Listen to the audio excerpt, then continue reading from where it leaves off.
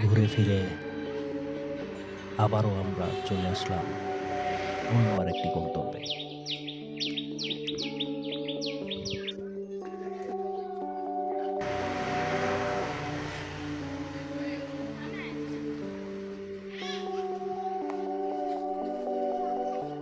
গত কয়েক সপ্তাহ ধরে টানা নিম্নচাপের ফলে অতিরিক্ত বৃষ্টিপাত এবং কর্দমাক্ত রাস্তা থাকার পরেও আমরা ঘুরতে বেরিয়েছিলাম সেদিন।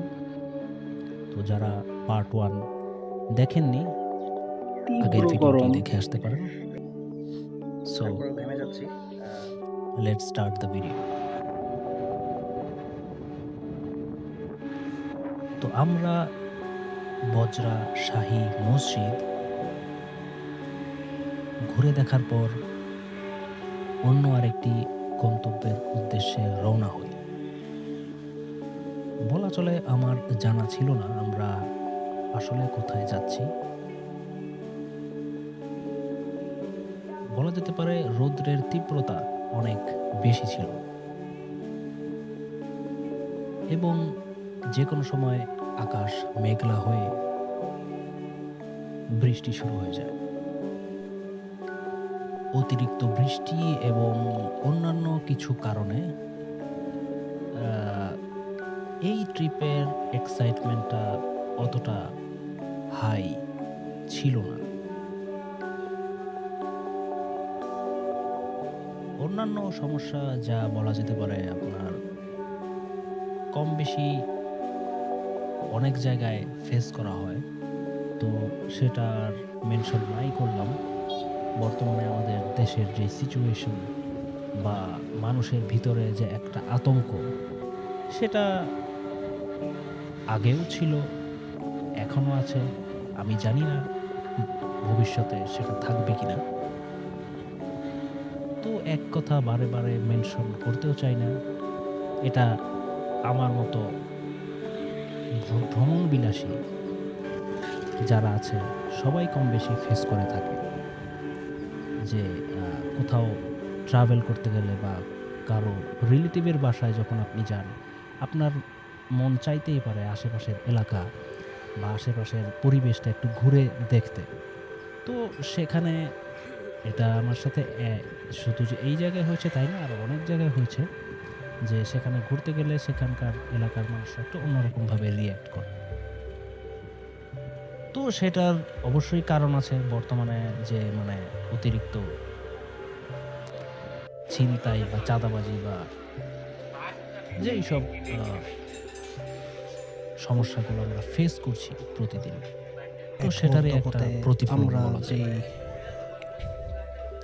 অটোগুলো ভাড়া করেছিলাম তারা আমাদেরকে এইখানে নিয়ে আসে।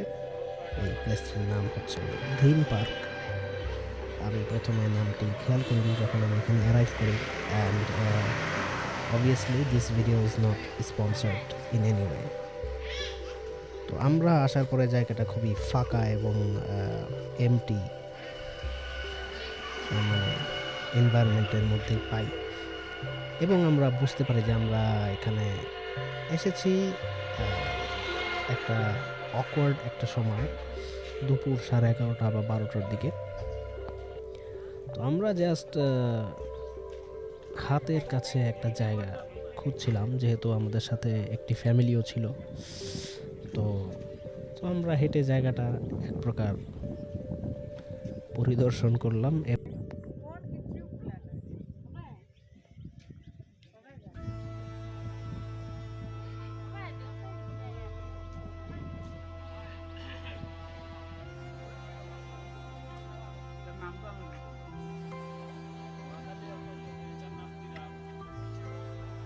মোটামুটি যেই রাইডগুলো আছে সেগুলো ছোটোখাটো একটা জায়গার মধ্যে ভালো সময় কাটানোর জন্য enough, that's I would say. এবং এখানে বাচ্চাদের খেলার জন্য অনেক বিশাল জায়গা আছে, এবং একটা সাইডে সেখানে অনেক সুন্দর ওয়াশরুম আছে যেখানে আপনি ফ্রেশ হতে পারবেন, এবং খুবই পরিষ্কার, ওই বাহিরের অন্যান্য জায়গার মতো নোংরা না। তো আমরা জায়গাটা এক প্রকার ঘুরে থাকি ভিতরের সাইডে, এবং এখানে 4-5টা খাওয়ার মানে রেস্টুরেন্ট আপনি পাবেন। অবভিয়াসলি প্রাইস একটু ওভার প্রাইসড হবে, সেটা আপনার উপর ডিপেন্ড করবে।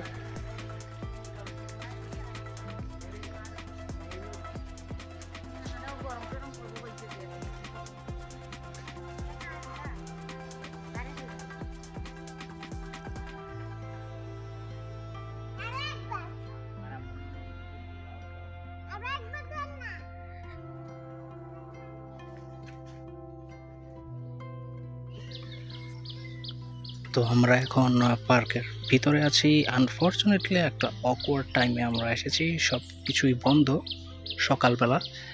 রেস্টুরেন্টে কিছু আইটেম পাওয়া যাচ্ছে, কিছু পাওয়া যাচ্ছে না। অবভিয়াসলি এখন লাঞ্চ টাইমের যে আইটেমগুলো আছে, তেহারি বা বিরিয়ানি, এসব আনঅ্যাভেলেবল, এবং সব কিছুরই মূল্য কিছুটা ওভার প্রাইসড। তো আমরা দেখছি কি বাহিরে করা যায়।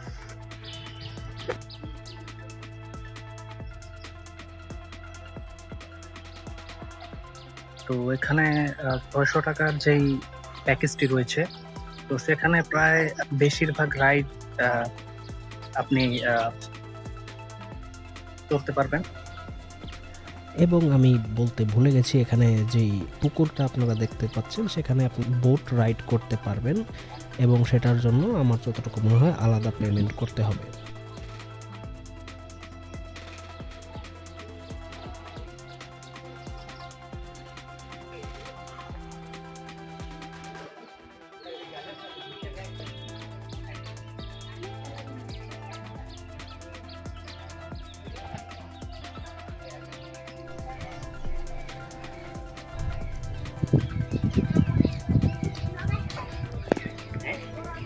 সত্যি কথা বলতে ট্রাভেলিং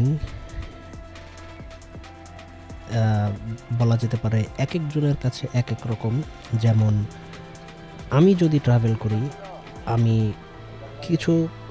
আমি যদি কোনো জায়গায় থামি, সেখানে আমি জায়গাটা ভালোভাবে দেখি বা ঘুরে দেখি, বা সেখানে একটু আমি ভিডিও করি, ডিটেলস আমার ভিডিওতে বলার চেষ্টা করি, কিন্তু মাঝে মধ্যে সেটা হয়ে ওঠে না।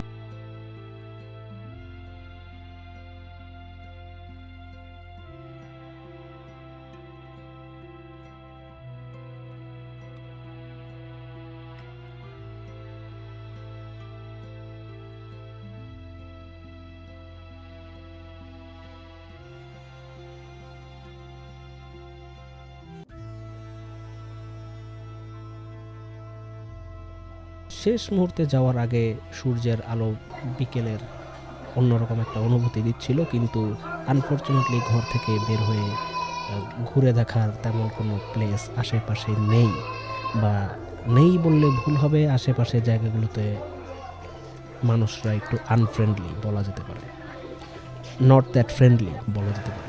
তো আমরা চৌমোহনীর বাস স্ট্যান্ডে এসে পড়ি সকালে, এবং সেখান থেকে টিকিট নিয়ে নেই।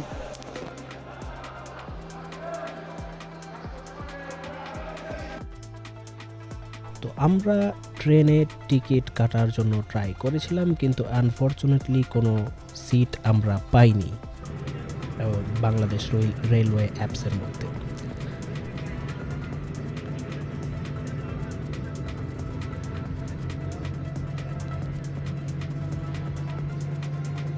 দেখতে দেখতে চলে আসি ঢাকা, এবং অবভিয়াসলি আমরা একটা এসি বাসে করে আসছিলাম।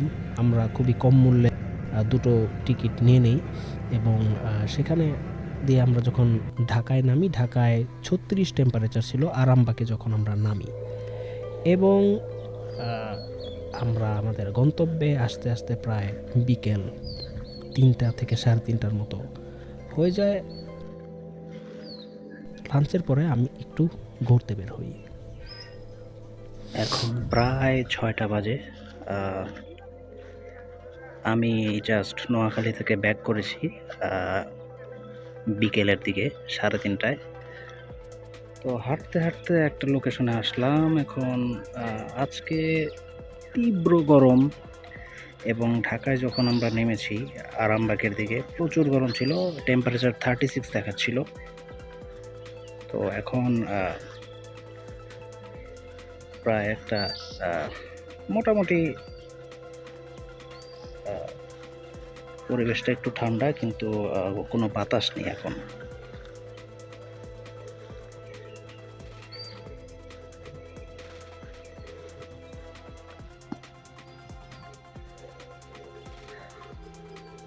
তারপরেও ঘেমে যাচ্ছি। তো আবারও আপনাদের সাথে কোনো না কোনো ভিডিওতে দেখা হবে সুন্দর একটি পরিবেশে। সেই পর্যন্ত স্টে টিউনড। আবারও কোনো না কোনো ভ্রমণ পিয়াসী বা একটা পাগলাটে অদ্ভুত ভিডিওতে আপনাদের সাথে কথা হবে। সেই পর্যন্ত ভালো থাকবেন। Stay tuned and subscribe the channel for more video like this. See you on the next video.